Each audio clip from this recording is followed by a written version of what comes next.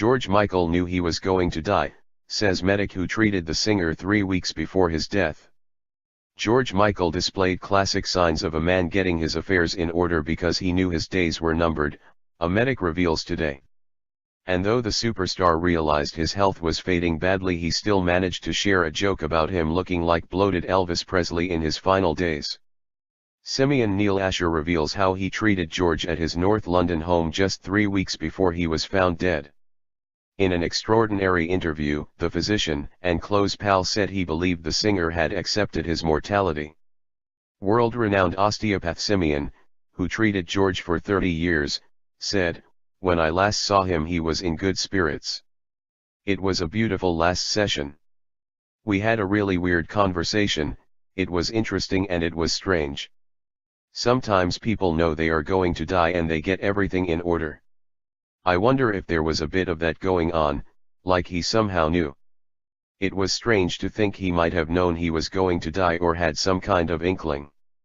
That happens. Some people know they are going to die and I've seen it before. In many ways I thought he was waking up and I saw him coming alive again, maybe the last flash of the candle." Despite the intense session, Simeon says they laughed and George didn't mind being teased about his ballooning weight. Referring to Elvis's favorite snack, Simeon said, "He kind of reminded me a bit of Elvis before he died, you know? He got really big.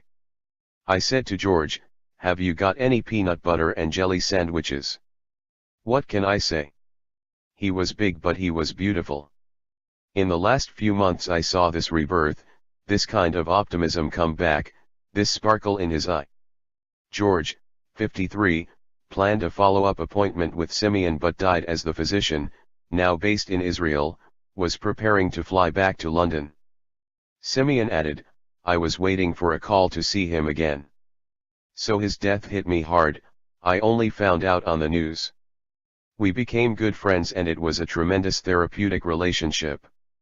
Initial toxicology tests on George were inconclusive. It has since emerged he died in bed at his Oxfordshire retreat of natural causes, with a fatty liver and heart disease. He was found on Christmas Day by boyfriend Fadi Fawaz, 43. Simeon, who treats a number of other celebrities, said George had come to rely on his techniques over the years. The medic is an expert in treating frozen shoulder syndrome, the debilitating soreness and stiffness of the joint. He met George in the 1980s after being introduced by mutual pal Martin Kemp, 55, of Spandau Ballet fame. Simeon set up the Back Into Shape clinic just yards from George's home in Highgate. He went on, "We hit it off from the first treatment. I started working with him when I was 27. He was a massive superstar and I was a lowly osteopath. It reminds me of the King's Speech when this man came in and he turned out to be the King of England. I was very close to him and loved the man very much." George was so impressed by Simeon that in a testimonial for the medic's website he said, "I am delighted to recommend Simeon's work, he is the best of the best." Simeon went on tour with George between 2006 and 2008, traveling to Europe, the US and Australia. The medic is listed as part of the tour's management and production. He also spent time with the star in his studio and added, "He was working all the time, I saw him in the studio scrapping all these songs that were so good, he was a perfectionist." Simeon revealed how over the years George feared his private life would affect his public image. He continued, "There are two George Michaels, you understand. There is George the superstar and there's George the person." He talked about George Michael in the third person, because he realized there was something bigger that he had to become, this mask.